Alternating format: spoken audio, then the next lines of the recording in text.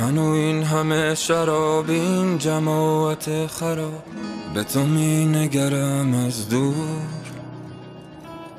وارد با ناز شد، مردیم و عشق آغاز شد، به تو می نگرم از دور.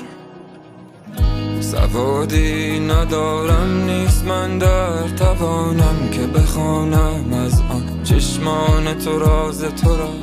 تلخم همچو شراب، تو ببین حال مرا، قدحی پر بکن سر بکش جان مرا. ای عاشق شده این دل، بگو تو میرسی کی که من همیشه مستم.